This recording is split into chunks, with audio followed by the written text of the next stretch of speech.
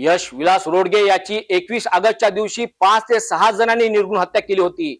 या हत्येनंतर यशच्या आईने मात्र मुख्य आरोपीला पोलिसांनी ताब्यात न घेतल्याचा आरोप पत्रकार परिषदेत केला आहे। पोलिसांनी या प्रकरणाची चौकशी न करता माझ्याच मुलावर प्रत्यारोप केला असा आरोप सुद्धा मृतक यश रोडगेच्या नातेवाईकांनी केला आहे। या हत्येचा मास्टर माइंड सतीश पालवे असल्याचा आरोप सुद्धा नातेवाईकांनी केला आहे। माझ्या मुलासोबत असं झालं, माझ्या मुलाची खूप निर्घृण हत्या करण्यात आली। माझ्या मुलाचं जे लावा मर्डरचं दाखवत आहे तेव्हा ठेवून नाबालिक होता, त्या प्रकरणात होता, मी हे पण मान्य करत आहे, पण तो एकटा नव्हता।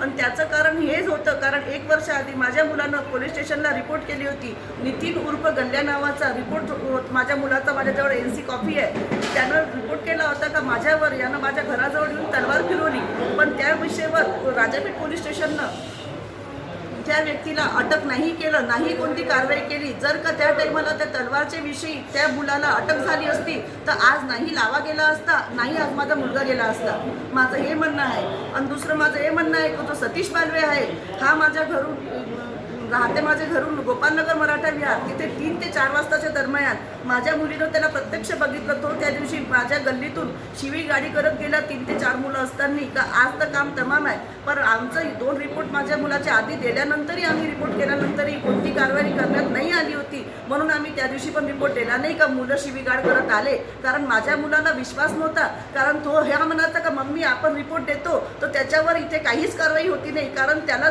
हे मनात बसून घेतलं होतं त्यांना दिमागमध्ये का इथं अगर काही आपण रिपोर्ट दिला मम्मी तर आपल्याकडून पोलीसवाले काहीच कारवाई करत नाही। आता पोलीसवाल्यांना केलं, आरोपीला अटक केले, पण जो मेन आहे जे मास्टर माइंड आहे त्याला अटक करावे हे माझी विनंती आहे। काही दुश्मनी नव्हती, पण हे त्यांनी लावा मर्डरमध्ये माझा भाऊ होता मान्य आहे आम्हाला, पण त्या टाईमवर तो नाबालिक होता। या त्यांनी नाही का फक्त माझ्या भावाला टार्गेट केलं आणि माझ्या भावासोबतच दुश्मनी काढली।